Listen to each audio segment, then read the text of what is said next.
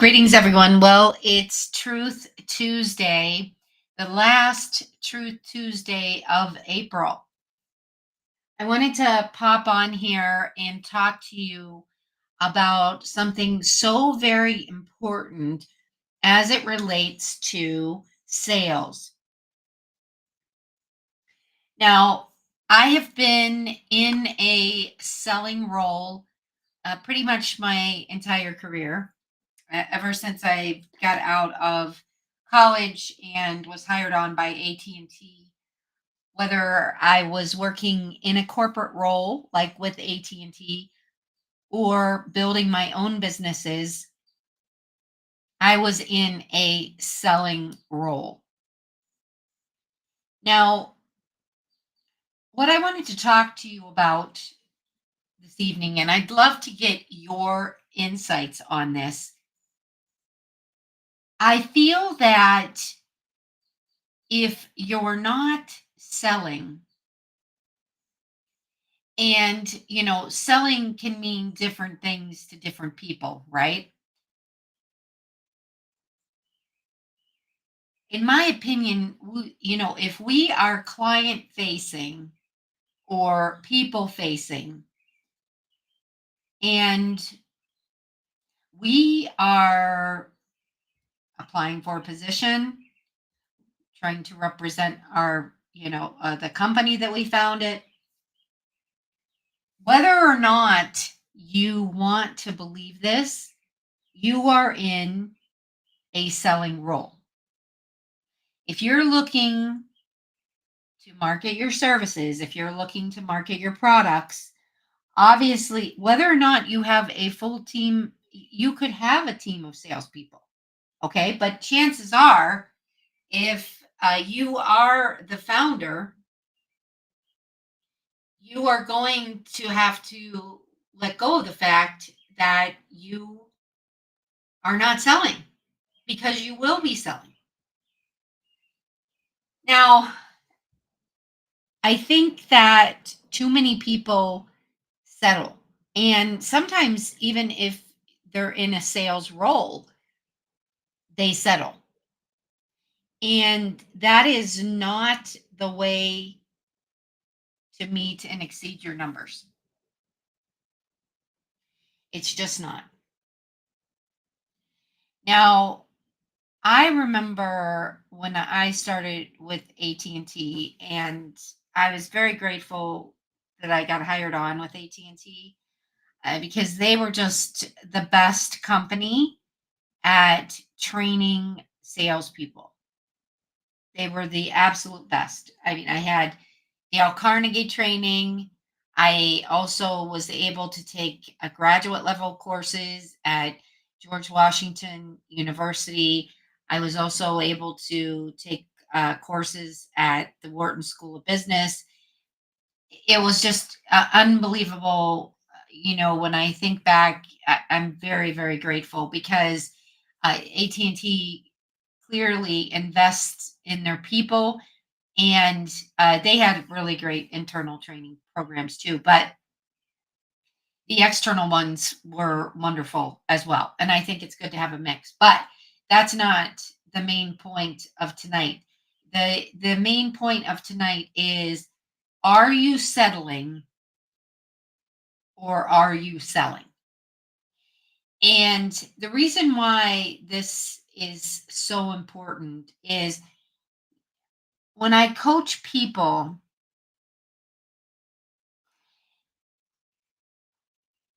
once in a while, I will acquire a client, whether they've come to me from my own practice, from the Happy Executive, or through an adjunct coaching relationship. Once in a while, I will have a client that is settling. And how I know that is they use words like, well, I'm gonna try and see if this, if I can get this going. I'm going to try and see if this works. One of the classic statements is, I'm, I'm going to hope for the best. Okay. Hoping is not a strategy. I'm sure you've heard that before. We have to have a very clear strategy, and we have to take consistent action if we are in a selling role. And I've got news for you, like I was saying. If you are trying to get a job on LinkedIn, right? Maybe you're recently out of college. If you are an author, if you are a speaker, you are in a selling role. Even if you do have people that promote you, you have to adjust your mindset. Because what will happen is if you are not, if you don't adjust that mindset and really look at it in a different way, because if it doesn't feel right to you, and by the way, I understand and I agree with you that sometimes it doesn't feel right. Like sometimes that little voice in your head may be telling you, stop bragging, stop tooting your own horn. Okay. You have to, because if you don't, someone else will. When I spoke at Columbia University a couple weeks ago, one of the stories that I told was about my college guidance counselor. She was amazing. Unfortunately, I don't believe she's with us any longer because she was diagnosed with a neurological disorder. I believe it was MS. I'm not using her last name, or I'm not um, just for privacy purposes. I'm not doing that. But I believe that uh, someone I went to school with had said that they had heard that she passed away. The last time I saw her, she was actually in a wheelchair. Um, but the point of the story is that she taught me a very valuable lesson. Wasn't really what I wanted to hear at the time, okay?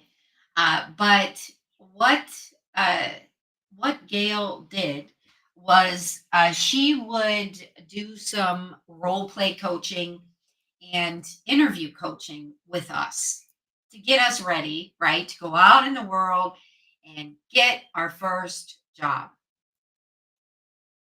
So I was sitting across the desk from Gail one day, our scheduled appointment.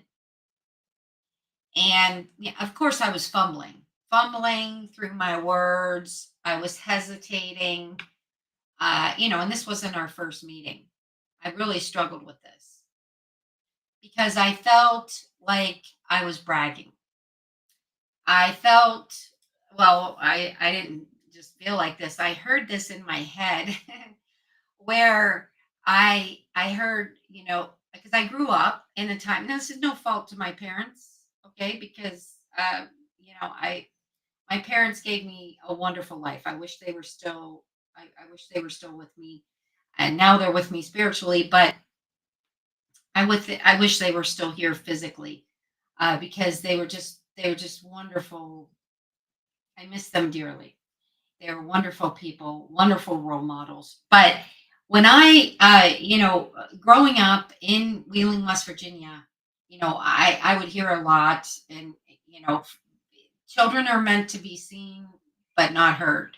Okay. That was just kind of like the lingo that we heard. And I would hear that too from my, from my aunts and uncles and things like that. Well, I was very quiet as it was because I was an only child. Of course, only children, you don't have siblings. I was shy and anyway and introverted to begin with. So, I didn't even really like to hear myself speak.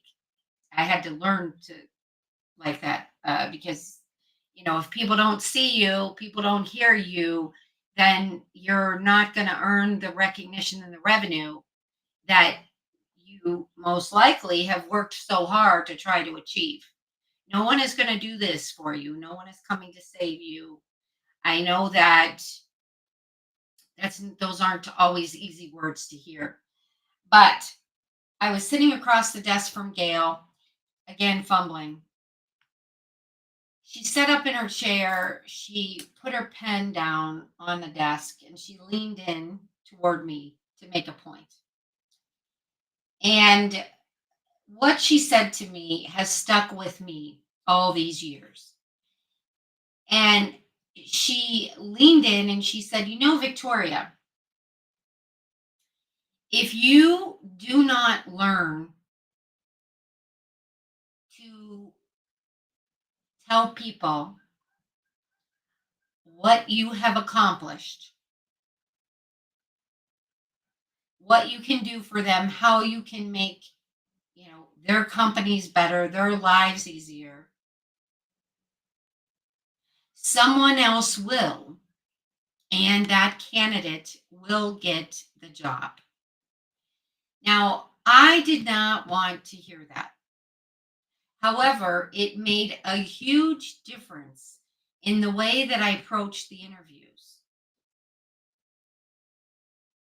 And I feel that before I learned this from Gail, I was truly like settling. I was seeing what could happen, how could I do this, and I really wasn't doing that great of a job because what she taught me was I needed to let people know who didn't know, right? They were interviewing me for a position. So, like she said, I needed to be clear about what I can do for the companies.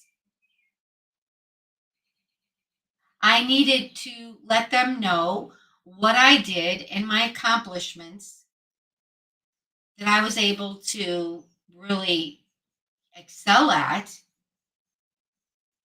in leadership roles. When I was in 4 H, when I was in my sorority, when I was in my business fraternity, any other community activities, I needed to tell these people. Now, obviously, it had to be, organized in a fashion where it wasn't like I was rattling on. Well, Gail helped me with that. But I learned that, and this was through what she taught me, I learned that, people need to see us, people need to hear us in order for us to earn that revenue and recognition. And what I am so passionate about is helping our clients monetize their intellectual property, their innovations. Because a lot of our clients have just dedicated, sometimes decades, to what they believe in, to products that they are creating and have created in labs, to services that they have really been able to define and perfect over decades. So the problem is that if people don't see you and they don't hear you, you will be settling.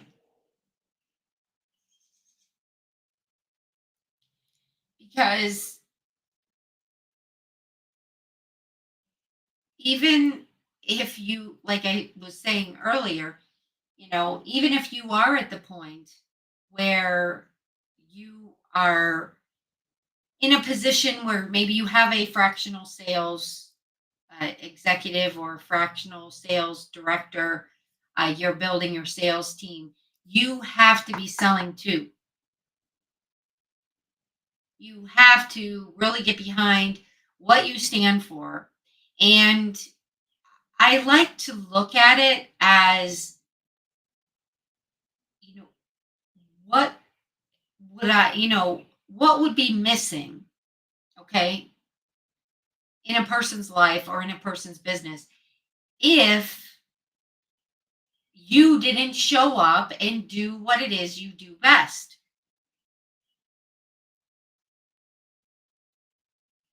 So know that if you are not 110% behind what it is you stand for, you will be settling. And you can't be apologetic. You can't be apologetic about selling your services or selling your company, your company's services. We work with a lot of CEOs and founders. And the majority of the CEOs and founders that we work with have not been in that mindset of selling. So, since they weren't in that mindset of selling, they have been typically in the mindset of settling. And that is where we need to turn it around. We need to turn it around so that they are able to monetize their innovations, their intellectual property. And it's not just decades of service, decades of innovations, decades of intelligence that they've given. Many of them have given a lot of financial contributions. They've risked they've risked a lot to get their businesses up, to get patents, to renew patents, to get trademarks.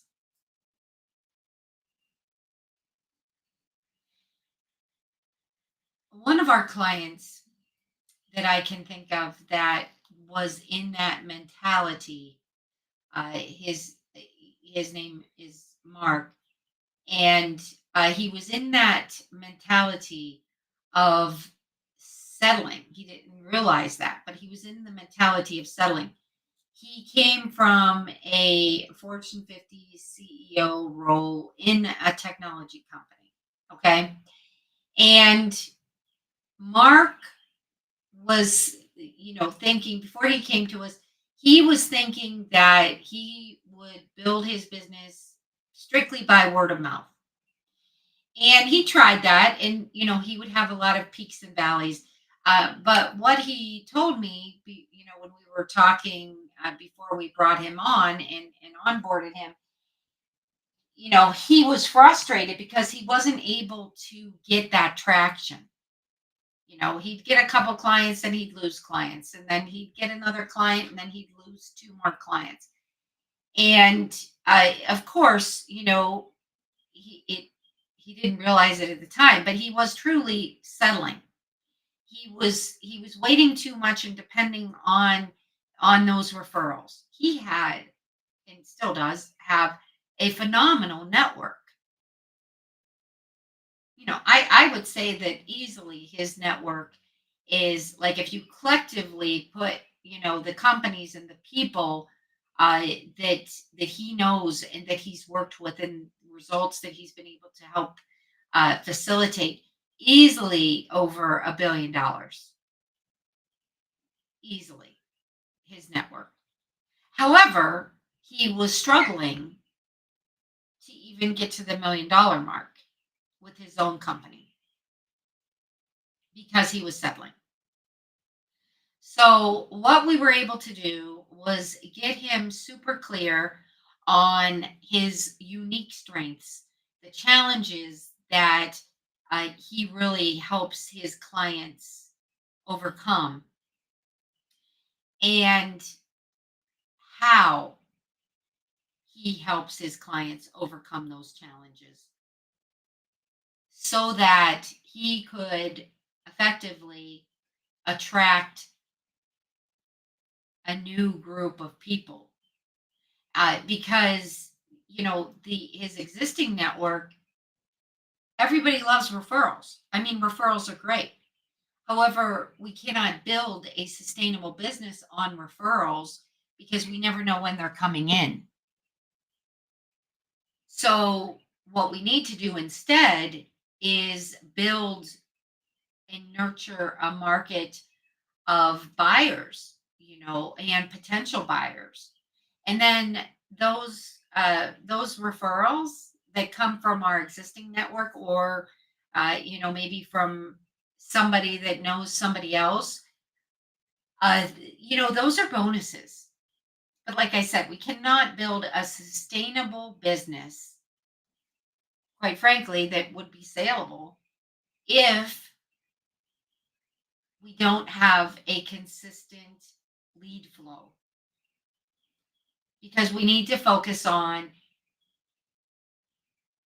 getting leads, converting those leads, the small percentage that is going to convert, and then fulfilling those clients. So, I hear quite often people are like, I need more leads, I need more leads. But, when we really dive into it, sometimes they do need more leads. But when we really dive into it, the thing is, they're not doing the right things with the leads that they have, or the leads that they have that are coming in are kind of like I was talking about, not consistent, and maybe word of mouth, but they trickle in here and there, and that's not a way to build a sustainable business. So, if you are in a client facing role, if you are aspiring to be a business development rep or a sales development rep, or you are a CEO or founder, author, speaker, all of these roles require you to be selling. And if you're not selling, then you're settling, because whatever you are doing right now, like, let's say, uh, just as an example, you are a founder of a SaaS company. You, even if you don't really look at yourself in a sales role, you're most likely, you need to change that mindset so that you are in the selling mindset. And I know I hear quite frequently from clients that, when we first start working with them, and sometimes even before we start working with them, I hear so often, and I understand this, they say, I'm not in sales.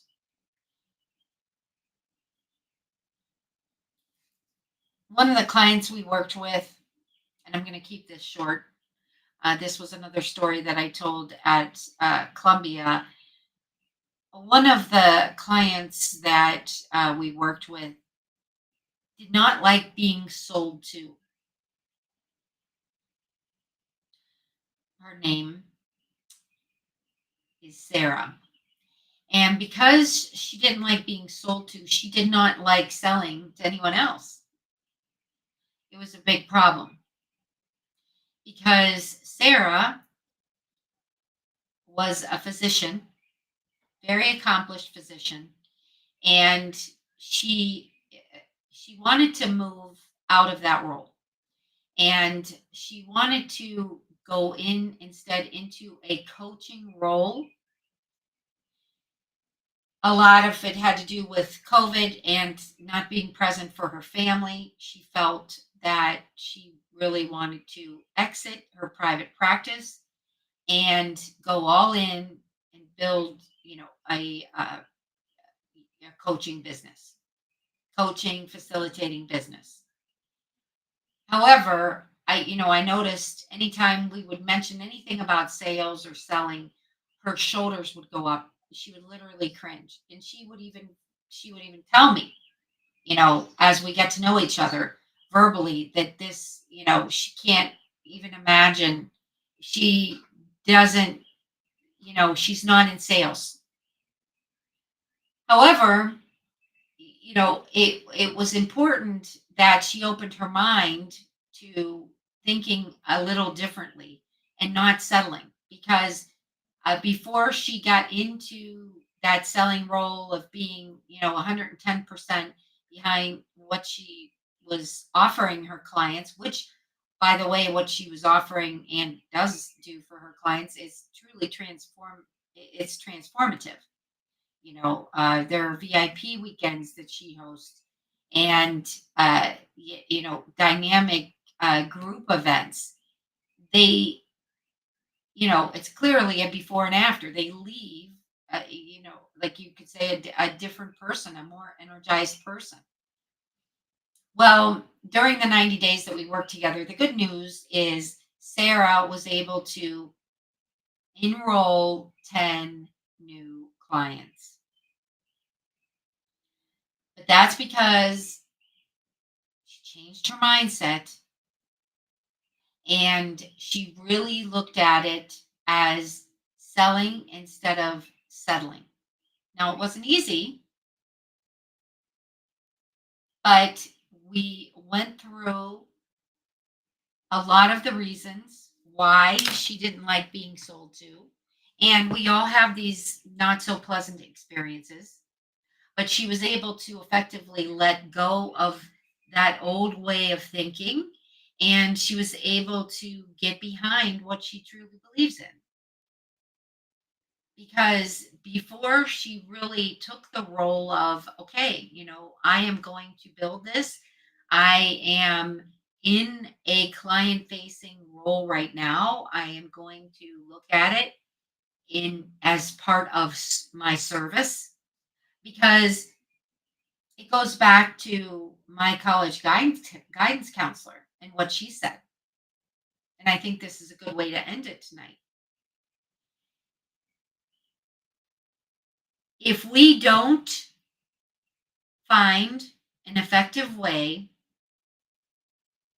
to allow people to see us, to really completely allow people to hear us, then we won't be able to help them. And that's really what it comes down to. So if you are seeking to help and you are seeking to be of service, you need to monetize your innovations. You need to monetize your intellectual property, because if you don't, someone else will. And then they will be helping that client. Now, I just want to say one thing as part of clarification. You know, I believe that there are more than enough clients out there for all of us. Okay. Some clients are going to be attracted to you, some clients may be attracted to me. That's not the point. There is enough business, there are enough clients out there for everyone. So you need to really put your blinders on. Don't be worried about what this person's doing, that person. I'm talking about your colleagues. Focus on getting yourself out there and being seen. Get yourself out there and allow yourself to be heard. I know you can do this. So let me know your thoughts. My question of the day is, are you selling or are you settling?